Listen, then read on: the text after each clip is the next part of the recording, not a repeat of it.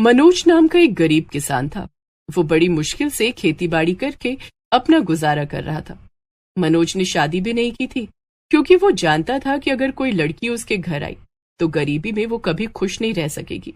इसीलिए मनोज ने यह तय किया था कि वो किसी और की जिंदगी बर्बाद नहीं करेगा।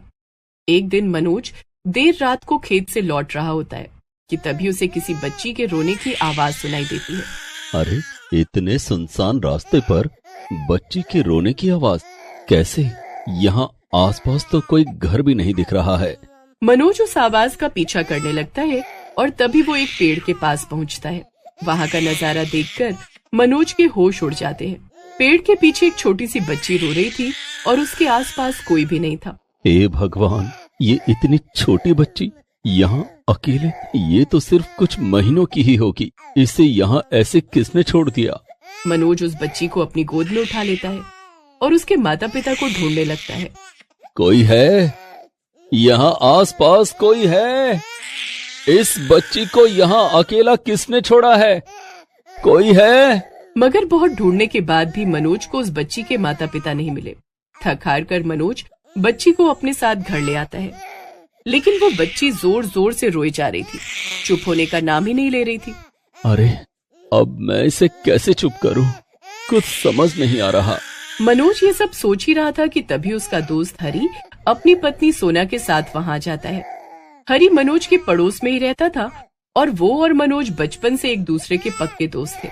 अरे मनोज, ये बच्ची के रोने की आवाज कहाँ से आ रही है?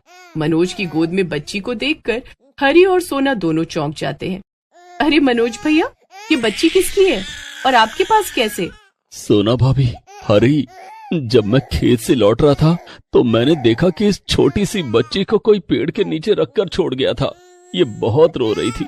मैंने इसके माँ बाप को ढूंढने की बहुत कोशिश की, लेकिन मुझे वो कहीं नहीं मिले, इसलिए मैं इसे घर ले आया। क्या? मगर हम इसे चुप कैसे कराएं? ये तो कब से रोती जा रही है। मेरे पास घर में थोड़ा दूध पड़ा है, लेकिन हम इसे दूध कैसे पिलाएंगे? अरे, हमारे घर में सोनू की बचपन की दूध की बोतल पड़ी हुई है, मैं अभी लेकर आती हूँ। सोना जल्दी से जाती है और अपने बेटे सोनू की बचपन की दूध की बोतल ले आती है। मनोज दूध को हल्का गर्म करके बच्ची को पिला देता है। दूध पीकर बच्ची शांत हो जाती है और सो जाती है। हरी, सोना भाभी, मुझे तो कुछ समझ ही नहीं आ रहा है कि मैं इस बच्ची का क्या करूं। तुम चिंता मत करो मनोज, कल हम सब मिलकर इस बच्ची के माँ बाप को ढूंढने की कोशिश करेंगे। पर हरी, इसके माँ बाप हमें नहीं मिलेंगे। वो इसे जरूर इसलिए छोड़कर गए होंगे क्योंकि ये एक लड़की है। हम चाहे जितना भी ढूंढ लें, वो सामने नहीं आएंगे। हाँ, बिल्कुल सही कहा आपने।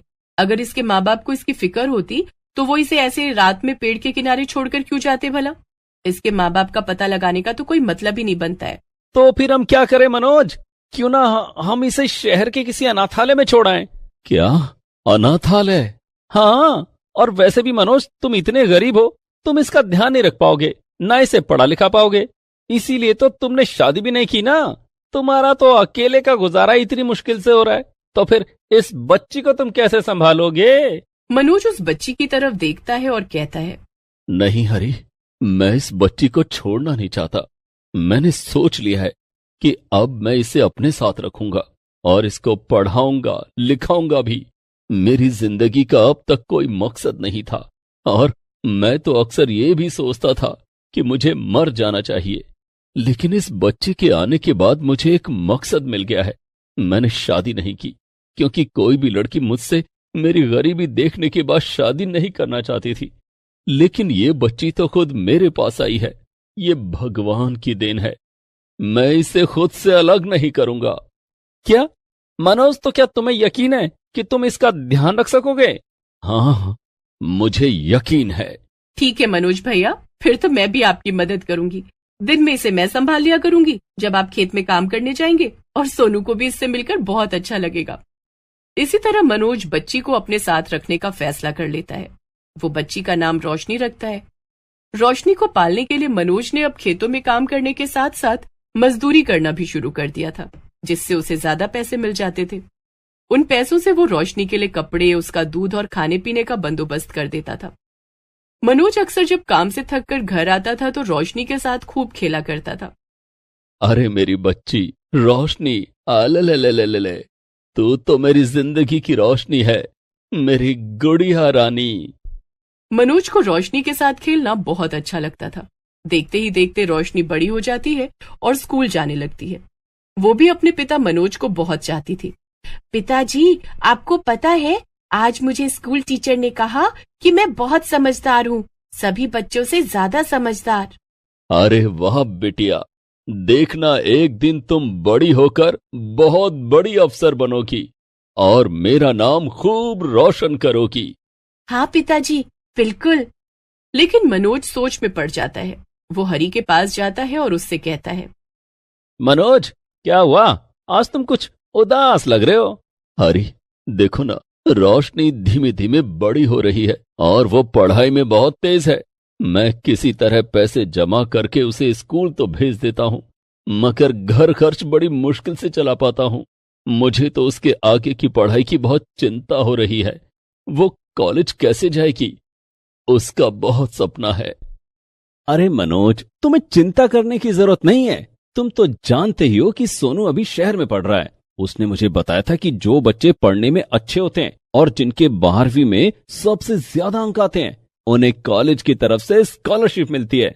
और अगर अपनी रोशनी ने अच्छे से पढ़ाई की और वो सबसे ज्यादा अंक लाई तो कॉलेज वाले उसे मुफ्त में पढ़ाएंगे। और सोनू भी तो होगा ना शहर में, वो उसकी मदद भी करेगा।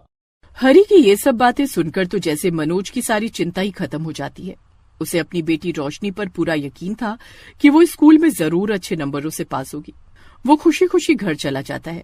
मनोज से जो भी बन पड़ता था वो रोशनी के लिए वो सब करता था ताकि वो अच्छे से पढ़ सके। समय बीत जाता है और रोशनी 12वीं में आ जाती है। उसने बहुत मन लगाकर पढ़ाई की थी और परीक्षा दी थी। आज उसका 12वीं की परीक्षा का रिजल्ट का दिन था। रोशनी 12वीं की परीक्षा में स्कूल में सबसे ज्यादा अंक लेकर आई थी। मनोज ये सुनकर अपनी बेटी को गले लगा लेता है। अरे वाह रोशनी, मुझे तुम पर नाज है। तुम दुनिया की सबसे अच्छी बेटी हो। पिताजी, ये तो कुछ भी नहीं है। देखिएगा, एक दिन मैं अफसर बन जाऊंगी और आपके लिए एक बड़ा सा घर खरीदूंगी। बेटा, जब से तुम मेरी जिंदगी में आई हो सब कुछ बदल गया। तुम्हारी वजह से सब कुछ अच्छा हो गया। तुम भले मेरे लिए कुछ ना करो, लेकिन मैं तुमसे बहुत ज्यादा प्यार करता हूं और तुमने मेरे जीवन में आकर ही मेरे लिए सबसे बड़ा काम किया है। रिजल्ट आने के अगले ही दिन रोशनी सोनू के साथ शहर चली जाती है कॉलेज की पढ़ाई करने के लिए। इधर मनोज अभी भी दिन रात मेहनत करता था और जो भी पैसे जमा होते थे वो रोशनी को भिजवा देता था ताकि रोशनी को शहर में कोई परेशानी ना हो। कॉलेज की पढ़ाई खत्म होने के बाद रोशनी आईएएस की परीक्षा देती है और वापस गांव आ जाती है। अरे रोशनी बेटा, तुम तो अगले हफ्ते आने वाली थी, जल्दी आ गई। हाँ पिताजी, कल मेरी परीक्षा का रिजल्ट आएगा और वही तय करेगा कि मैं अफसर बनूंगी या नहीं। और मैं चाहती थी कि मैं अपना रिजल्ट आपके सामने ही खोल कर देखूं, इसलिए मैं जल्दी आ गई। अरे बेटा, मुझे पूरा यकीन है कि तुम अफसर जरूर बनोगी। पर मुझे बहुत डर लग रहा है पिताजी, अगर मैं फेल हो गई तो? नहीं नहीं, ऐसा कुछ भी नहीं होगा, तुम चिंता मत करो। अच्छा ठीक है, मगर पिताजी चलिए ना, हम वो रघु भैया की चाट खाकर आते हैं। कब से नहीं खाई मैंने। बचपन में आप हमेशा मुझे उनकी आलू चाट खिलाने ले जाया करते थे। अरे बेटा, बस इतनी सी बात, चलो अभी ले चलता हूं। मनोज और रोशनी चाट खाने चले जाते हैं। अगले दिन सुबह सुबह रोशनी अपना फोन लेकर बैठी हुई थी क्योंकि उसकी परीक्षा का रिजल्ट फोन पर ही पता चलने वाला था। उसके साथ सोनू, हरी, मनोज और सोना भी बैठे थे। मुझे तो बहुत डर लग रहा है सोनू भैया। अरे रोशनी, डरो मत, तुमने तो कितनी मेहनत करी है, तुम जरूर सफल हो जाओगी। हाँ रोशनी बेटा, हम सबको तुम पर पूरा यकीन है। और देखो, तुम्हारे पिता तो पहले से ही मिठाई ले आए हैं। ये सुनकर सभी लोग हंसने लगते हैं और तभी अचानक से रिजल्ट आ जाता है और रोशनी खुशी से उछल पड़ती है। पिताजी, पिताजी, मैं अफसर बन गई, मैं परीक्षा में सफल हो गई। मेरी बेटी, मुझे तो पूरा यकीन था कि तुम जरूर सफल होगी। देखते ही देखते पूरे गांव में ये खबर फैल जाती है कि रोशनी अब अफसर बिटिया बन गई है। रोशनी ने तय किया था कि वो अपने पिता को लेकर शहर जाएगी और उनके साथ ही रहेगी। अगले ही दिन उन्हें निकलना था, लेकिन उन लोगों के निकलने से पहले ही दो लोग उन्हें रोक लेते हैं। ये एक बूढ़े पति पत्नी थे। अरे, आप दोनों कौन हैं? बेटा, हम तुम्हारे असली माँ बाप हैं। ये सुनकर तो रोशनी और मनोज के साथ साथ वहां मौजूद सभी लोग चौंक जाते हैं। क्या? इसका मतलब तुम दोनों ने रोशनी को उस पेड़ के नीचे अकेला छोड़ा था? वो हमें माफ कर दो बेटा, वो हमें लड़का चाहिए था और हम नहीं जानते थे कि तुम बड़ी होकर हमारा इस तरह से नाम रोशन करोगी। तुम वापस हमारे पास आ जाओ। हाँ, और हमें अपने साथ शहर ले चलो, हम तुम्हारे असली माँ बाप हैं। ये सुनकर मनोज की आंखों में आंसू आ जाते हैं और वो पीछे हट जाता है। उसे डर था कि शायद रोशनी अपने माँ बाप के पास वापस चली जाएगी। हरी मनोज को संभालता है। नहीं, मेरे माँ बाप आप दोनों नहीं हैं। मेरे पिता सिर्फ और सिर्फ ये हैं। इन्होंने ही मुझे पाल पोस कर बड़ा किया, मुझे पढ़ाया लिखाया, जबकि मैं तो इनकी बेटी थी भी नहीं। आप दोनों तो बस लालच के चक्कर में यहाँ आए हैं, लेकिन आप यहाँ से चले जाइए। मेरे पिताजी ने कभी मुझे अकेला नहीं छोड़ा, तो मैं भी उन्हें अकेला नहीं छोड़ूंगी। मैं उन्हें एक अच्छी जिंदगी दूंगी जहां पर वो मेरे साथ हमेशा बहुत खुश रहेंगे। ये सुनकर मनोज को बहुत अच्छा लगता है और उन दोनों आदमी औरत को भी एहसास होता है कि उन्होंने कितनी बड़ी गलती की थी। वो वहां से चुपचाप चले जाते हैं और रोशनी अपने पिता के साथ शहर चली जाती है।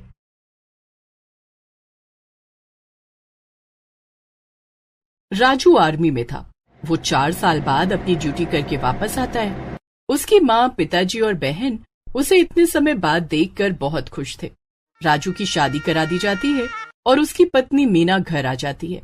लेकिन राजू मीना और बाकी घर वालों के साथ कुछ ऐसा करता है जिससे वो सब परेशान हो जाते हैं। राजू सबको सुबह सुबह 3 बजे उठाने लग जाता है। इस बात से वो सब बहुत परेशान हो जाएंगे। आइए साथ में देखते हैं राजू यानी कि जल्दी उठने वाले पति की कहानी। राजू की माँ उसे देखकर कहती है, बेटा, इतना समय बीत गया, कब से तुझे ठीक से देखा भी नहीं था। अब जाकर तू इतने सालों बाद आया है। माँ, कोई बात नहीं, अब तो मैं आ गया ना, और अब तो मैं यही रहूंगा, घर पर आप सबके साथ। तभी राजू के पिता भी वहां आ जाते हैं और राजू के सामने एक लड़की की तस्वीर रख देते हैं। अरे, ये क्या है पापा? अरे बेटा राजू, ये लड़की हमने तुम्हारे लिए पसंद की है, बताओ कैसी लगी? राजू तस्वीर देखता है, उसे वो लड़की पसंद आ जाती है। अच्छी है पापा, बाकी जैसा आप लोगों को ठीक लगे, मुझे आपका फैसला मंजूर होगा। अरे वाह, ये तो बड़ी अच्छी बात है बेटा। तब फिर तो हम जल्दी ही तुम्हारी शादी इस लड़की मीना से करा देंगे। हमें भी ये बहुत पसंद है। ठीक है मम्मी, जैसा आप लोगों को ठीक लगे, मगर अब शाम के 4 बज गए, मैं तो टहलने जा रहा हूँ, पार्क में थोड़ी कसरत करके आऊंगा। ठीक है बेटा, तू वहां फौज से वापस तो आ गया, लेकिन तुम्हारे अंदर का फौज ही नहीं गया। तुम डिसिप्लिन के मामले में सबसे अलग ही हो। चलो अच्छा, तुम जाकर कसरत करो, मैं चाय नाश्ता बनाती हूँ। राजू चला जाता है और उसकी माँ सुनीता नाश्ता बनाने में लग जाती है। अगले ही दिन वो घर पर मीना और उसके परिवार वालों को बुला लेती है ताकि रिश्ता पक्का कर सके, और कुछ ही दिनों में राजू और मीना की धूमधाम से शादी हो जाती है। लेकिन मीना राजू से बहुत अलग थी। मीना घर के बाकी सभी कामों में तो अच्छी थी, लेकिन उसकी सिर्फ एक ही बुरी आदत थी, और वो थी देर तक सोकर उठने की। लेकिन शादी से पहले उसने सोच लिया था कि वो अपनी इस बुरी आदत को बदल कर रहेगी, चाहे कुछ भी हो जाए। अपने ससुराल में मैं रोज सुबह जल्दी उठ जाया करूंगी, 8 बजे। हाँ, मैं 8 बजे तक तो उठ ही जाऊंगी। यहाँ मायके की तरह 10 बजे सोकर नहीं उठूंगी, वरना अच्छा थोड़ी लगेगा ऐसे देर देर तक सोना। शादी होने के बाद रात में जब मीना दूध का गिलास लेकर अपने कमरे में जाती है, वो हैरान रह जाती है। अरे, ये तो सो गए। भला अपनी सुहागरात के दिन कोई इतना जल्दी सोता है क्या? जरूर शादी के कामकाज से थक गए होंगे। अब एक काम करती हूँ, ये दूध मैं ही पी लेती हूँ और सो जाती हूँ। मुझे भी सुबह अपने ससुराल में थोड़ा सा जल्दी उठना है, यानी कि 8 बजे। हाँ। मीना सारा दूध पी जाती है और फिर 8 बजे का अलार्म लगाकर सो जाती है। लेकिन आधी रात में 3 बजे अचानक से राजू मीना को उठाता है। मीना, उठो, उठ जाओ, सुबह हो गई। क्या? सुबह हो गई? इतनी जल्दी? अभी तो सोई थी मैं। इतनी जल्दी कैसे 8 बज गए? मीना का ध्यान जब अलार्म क्लॉक पर जाता है वो चौंक जाती है। अरे मगर अभी अभी तो सिर्फ 3 बजे हैं। हाँ, तो तुम कितने बजे उठने वाली थी मीना? वो मैंने तो 8 बजे का अलार्म लगाया था।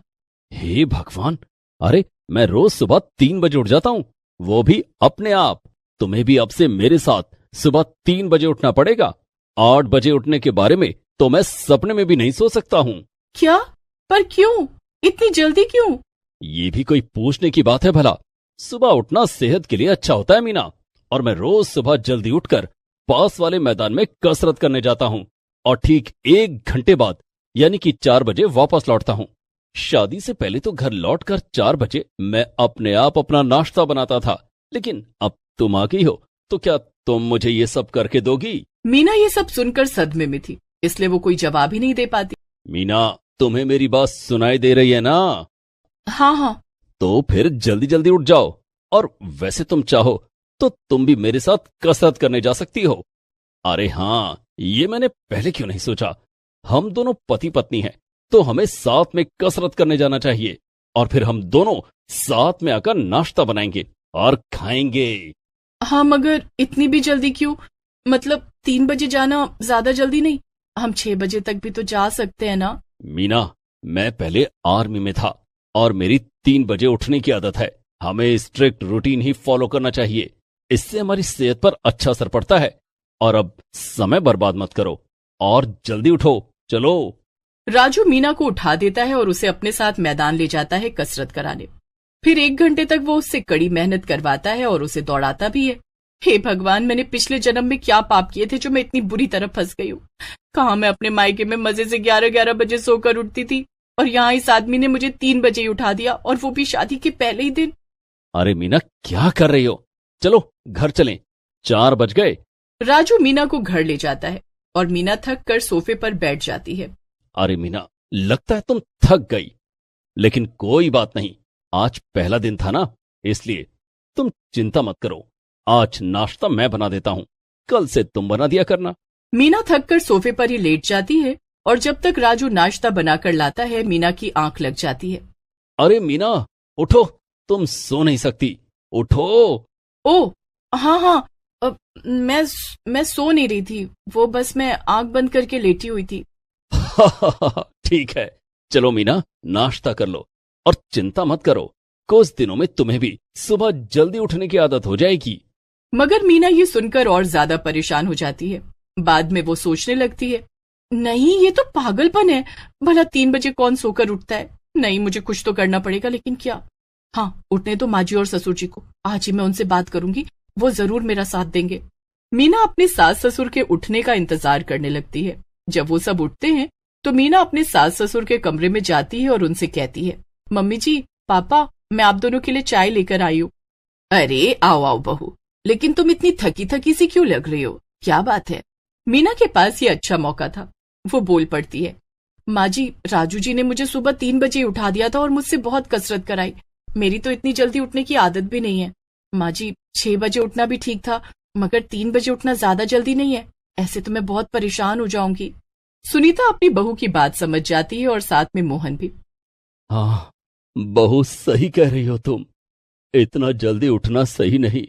हम दोनों को भी तुम लोग के उठने और किचन में शोर शराबे से परेशानी होती है, हमारी भी नींद खराब होती है। ठीक है, फिर राजू को काम से घर वापस आने दो, हम आज रात ही उससे बात करेंगे।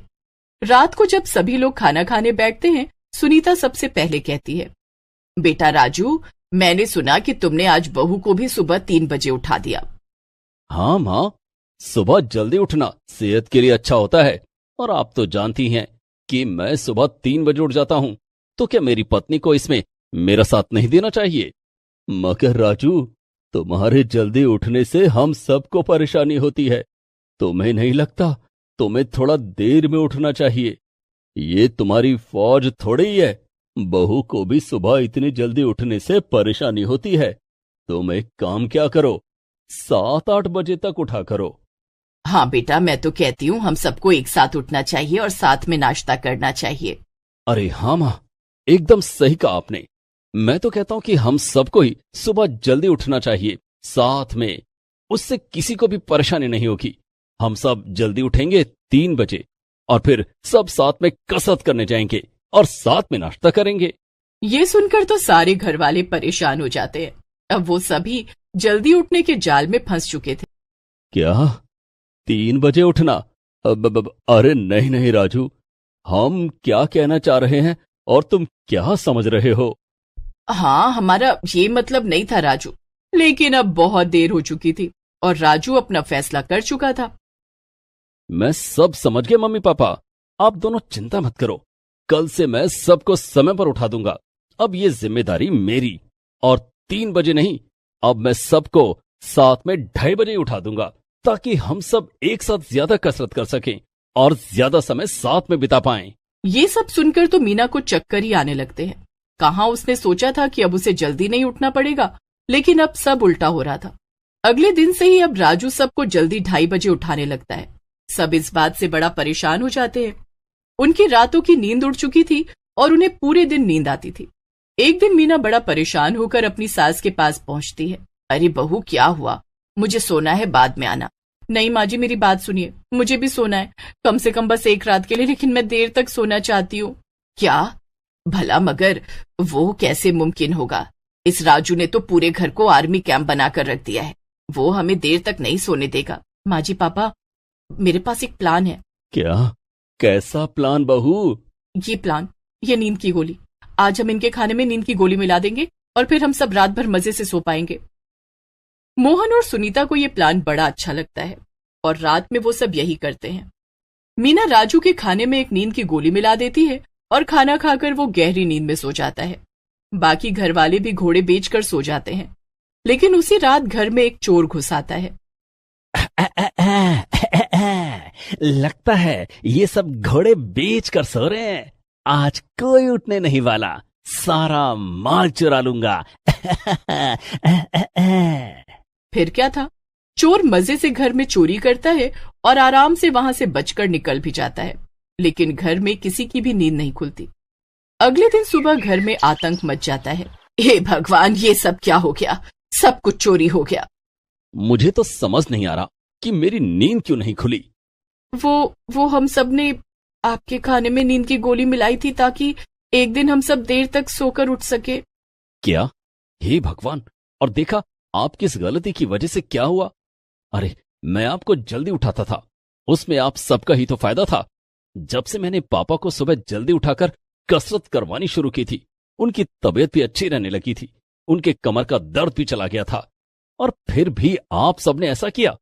अरे अगर हम रोज सुबह की तरह जल्दी उठते तो शायद चोरी होती ही ना। ये सुनकर सबको अपनी गलती का एहसास होता है। माफ कर दो बेटा, लेकिन अब दोबारा ऐसा नहीं होगा। अब हम सब खुशी खुशी तुम्हारे साथ जल्दी उठेंगे। हाँ, मैं भी, और मैं भी। इसी तरह वो सब अपनी मर्जी से जल्दी उठना शुरू कर देते हैं। ये देखकर राजू भी बहुत खुश हो जाता है।